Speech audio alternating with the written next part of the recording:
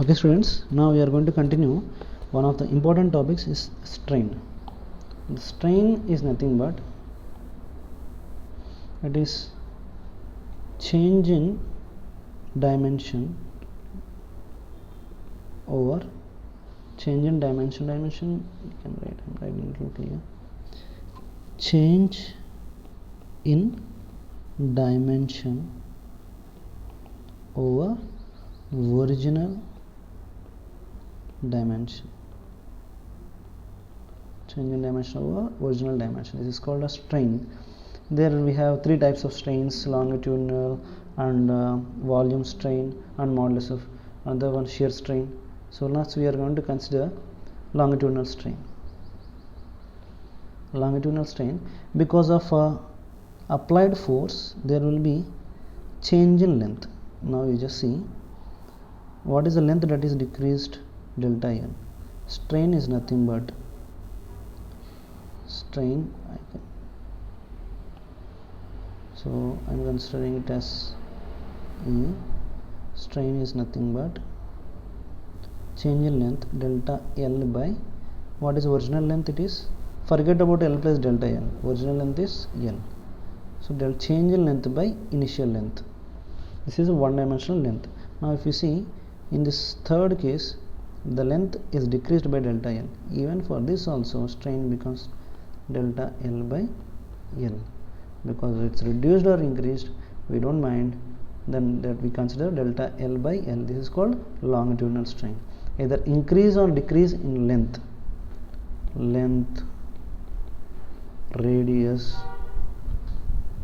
we consider in longitudinal strain. Next we consider volume strain. Volume strain, what is a strain definition? Change in dimension by original dimension. So volume strain is delta V by V. Original change in volume by original volume. See, now see the diagram. Initially it has some volume V0, and because of applied force perpendicular to all the surfaces, then volume is decreased by delta V. What is the final volume? V minus delta V.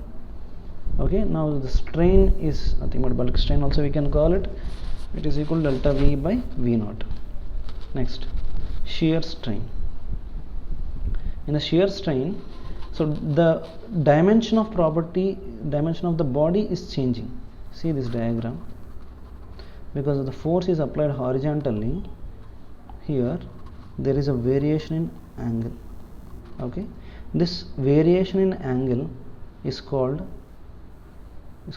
shear strain. If you see this part, shear strain is equal to tan theta, or theta which is equal to delta L by L. Shear strain. Okay, let's see one of the most important laws. It's a Hooke's law and elastic modulus. Okay, if we apply stress, if you draw stress versus strain graph, this you studied for IP very nicely, so I am not going to explain much about it, this graph. So when we draw a graph for stress versus strain for a particular body, the graph follows up to certain limit.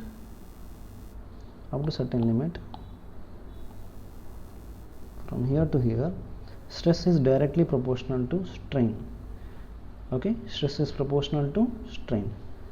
Okay, we'll write this, stress is proportional to strain.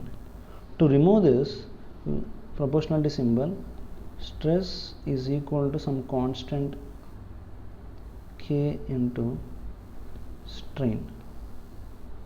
Okay, K into strain. So the K is called modulus of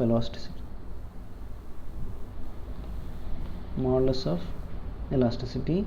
We have three different parameters for this: Young's modulus, and third one is bulk modulus. We can say modulus constant.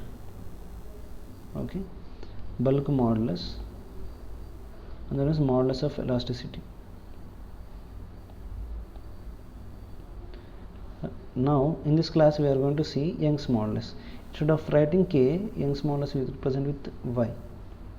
Okay, stress is equal to, sir, when we can apply Young's modulus? If the changes are one dimensional changes. So stress is equal to, so Young's modulus into strain. What is the stress formula? Force by area, which is equal to Y into strain, delta L by L. So Y I can write it as Y is equal to F by A over delta L by L. Okay, so this is the Young's modulus. I will explain the problems in the next video.